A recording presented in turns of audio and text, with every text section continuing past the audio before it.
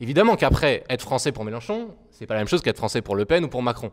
Mais c'est l'identité quand même la plus transversale possible que vous pouvez essayer d'aller chercher. Et donc se joue une bataille culturelle pour définir ce que c'est être français. Et donc une bataille sémantique, symbolique, comme des meetings avec plein de drapeaux français, pour charger ces signifiants nationaux d'un sens particulier.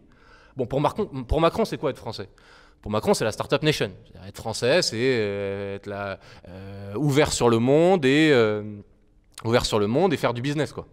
Ça, et après, il fait des références un peu grandiloquentes à une histoire des grands hommes. Alors, il va citer une fois Jeanne d'Arc, une fois Napoléon, une fois De Gaulle. Bon, il pioche dans l'histoire des grands hommes, ce que Nietzsche appelait une histoire monumentale. On prend les grands événements et les grands hommes, on pioche et puis ça nous donne de la stature. Ça, c'est Macron. Le Pen, bon, bah, c'est la France éternelle. La France des racines, la France catholique, chrétienne, blanche, français de souche, comme ils disent, hein, cette expression, donc pour dire que c'est la France ethnique et religieuse. Bon, pour Mélenchon, c'est la France de la République française, la France de Ferrat, la France la belle, la rebelle, des travailleurs. Il fait une histoire populaire de la France. Et le référent national est très important. Si je termine sur la liste, il nous reste Jadot, on n'a pas fait Jadot. Alors pour Jadot, la France, c'est ce territoire qui existe encore, mais qui doit finir par être inclus dans l'Union européenne. C'est un territoire passager qui est là, c'est une anomalie de l'histoire, les nations qui sont là à des moments, et puis qui après se réunissent dans la merveilleuse Union européenne. Pourquoi c'est très important de continuer à utiliser le référent national?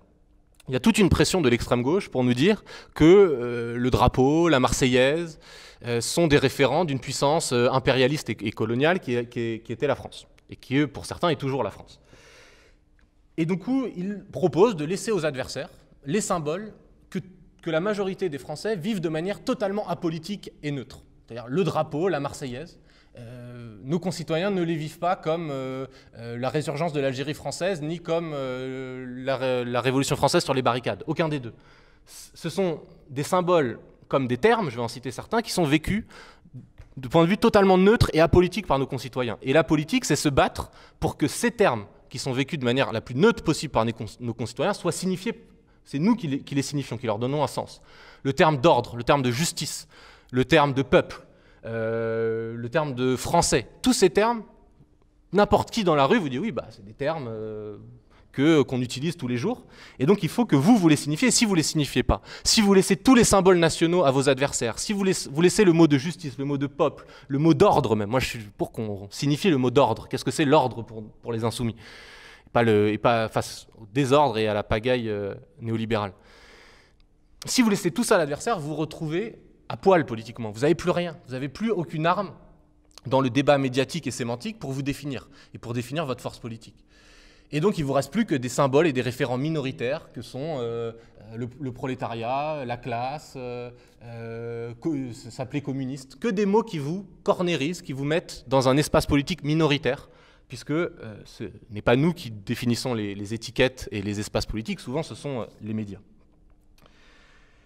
Et donc, il est très important de continuer d'utiliser ces signifiants majoritaires, et notamment le signifiant national, parce que c'est, comme je dis, celui qui est le vécu le plus majoritairement comme neutre et apolitique, et qu'il faut signifier dans un sens progressiste.